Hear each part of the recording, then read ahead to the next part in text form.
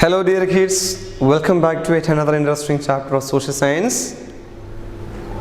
Gender inequality.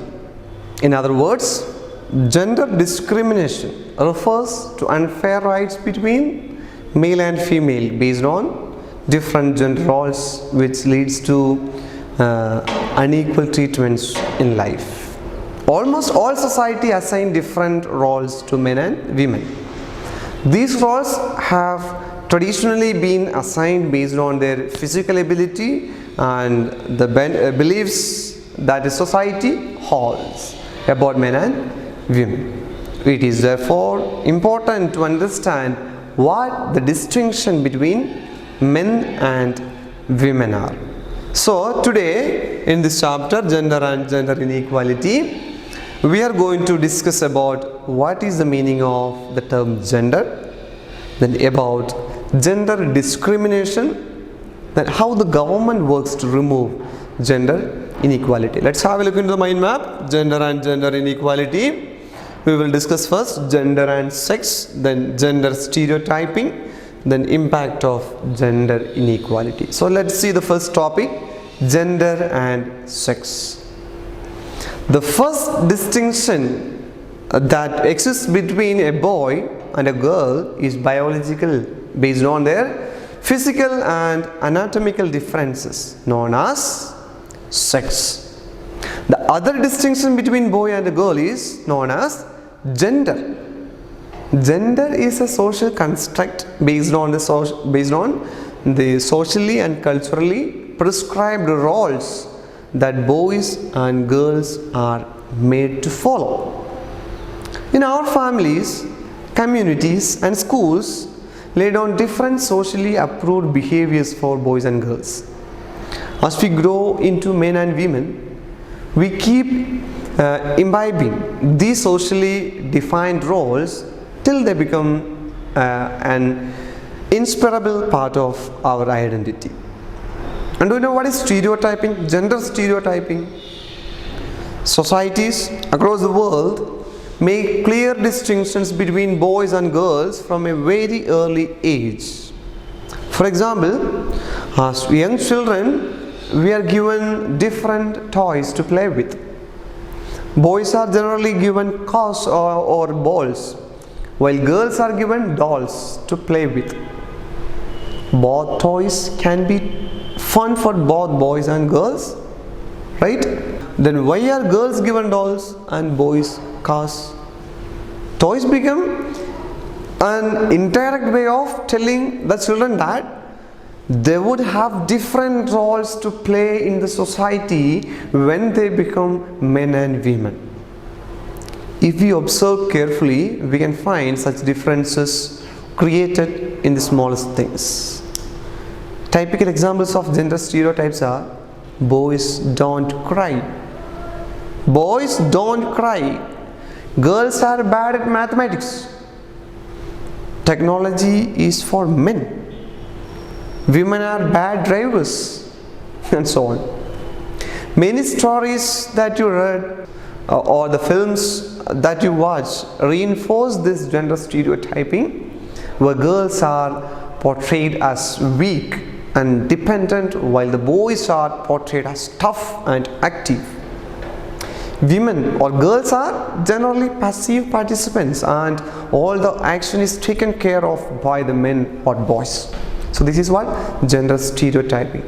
And what is gender inequality? Men and women are born equal. Men and women are born equal. But the concept of gender and gender-based distinction between the two results in unfair treatment on the sex, the women. Gender-based discrimination has existed since the early times. It's not now. It probably was based on the differences in the kind of work they were able to do and biological differences between them. Traditionally, men were the breadwinners and women were the caretakers. Over the ages, men came to the regarded superior because of their ability to support the family by providing food and money. Women are pushed into the background and their tasks were considered unworthy and inferior.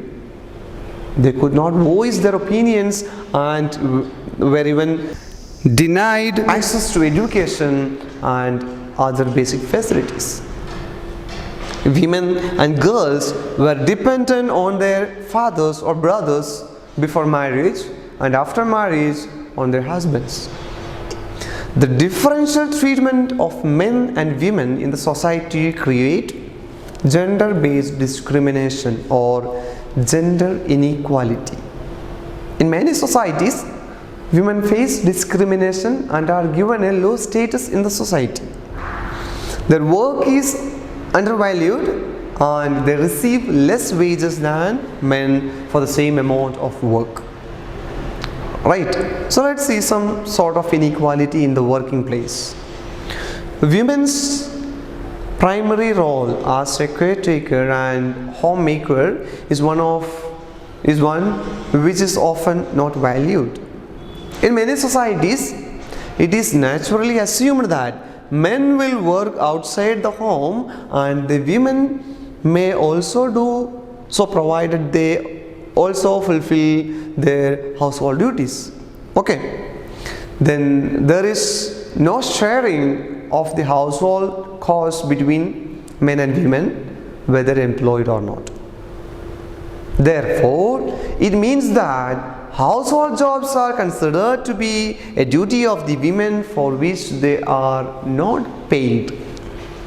One must realize that looking after a house and its inhabitants is indeed a very tough task. It involves cooking, fetching water, cleaning, washing clothes, mopping floors, attending to the guests, looking after the children and their needs, all of which consume a lot of time and effort. A number of these tasks involve physical labor, bending, lifting and carrying. Such tasks are physically taxing and strenuous, something that is associated with men. Women in rural areas lead an even tougher life. Not only do they have to bring water from far off places or carry loads of wood, but they also have to contribute towards agricultural activities and do the household work. If we put together the number of hours women work at home and outside, then they far exceed the number of hours of work put in by men.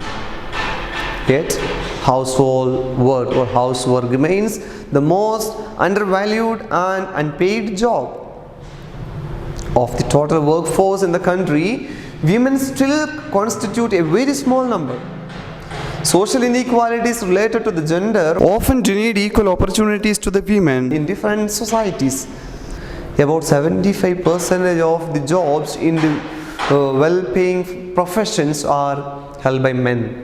And even if women are able to get the same job as men, they still get paid considerably less. And do you know what are the impacts of gender inequality? Gender discrimination affects men and women differently.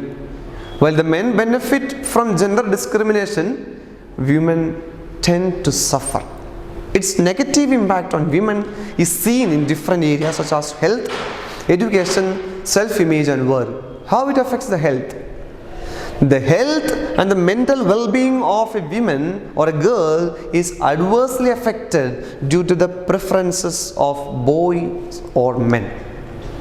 The traditional Indian system requires that women eat only after feeding their family, which in most of the cases means little or no food left for them. Even during pregnancy, when women need good nutrition, they rarely get wholesome meals.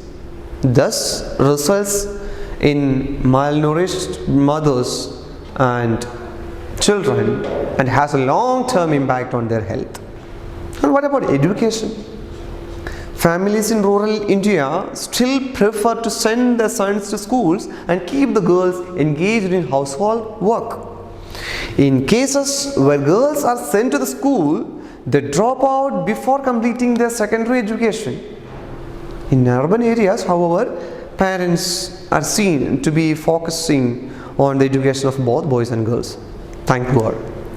And what about the self-image? The unfair treatment meted out to girls over centuries has led to the development of low self-esteem amongst them. And what about work? Women are grossly overworked. They work long hours both at home and outside and are still underpaid. And what are the government efforts to remove gender equality? Our government is doing something. Our constitution strives to give equal opportunities to both men and women. But as we can see, inequality does exist in terms of non-appreciation of women's efforts in domestic and public spheres of the society. The government realizes that the onus of family and household care in a patriarchal country like India eventually falls on the women and has therefore taken measures in this direction. This directly means that the government will have to ensure that girls are able to attend schools and not fall victims to the burden of household costs. The government has set up several Anganwadi or child care centers in the country enabling women to work. It has also made it mandatory that the organization having more than 30 women employees must make arrangements for crèches providing child care services. Such arrangements can create conditions for women to work outside home and can also facilitate the education of girls. With the combined efforts of individuals within the society and enforcement of policies by the government over the years, the urban areas in India have witnessed a decrease in gender inequality. But rural areas still require a lot of incentives and programs to embark on the path of gender equality. Okay, so this is what all about our chapter. Dear kids, let's have a recap. We have learned that gender is a social construct through which the social and cultural roles of males and females are often defined. Then gender roles refer to how an individual adapts himself to the role of or to the role prescribed for his or her sex by the society. Then the gender roles have created disparity everywhere. Men and women are not treated equally in most societies, and the government has introduced measures like Anganwadis or child care centers to facilitate women to work outside home. Generally speaking, dear kids, this kind of inequality has existed for a long time, and even every area of the world, no matter where it is. Now it's a time for the world together make this out of date conception fade away.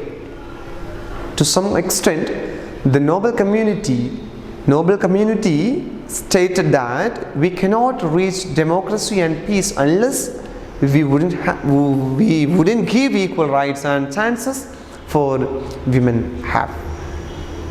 From all the discussing above, gender inequality is obviously an urgent problem in the world, despite in the fact that its volume much decreases, it still exists and makes a lot of people suffer its consequences every day.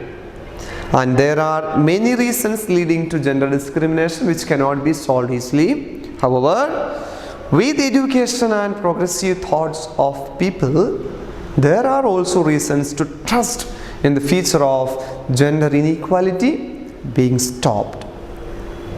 Then hopefully people can live in families no matter what gender they are.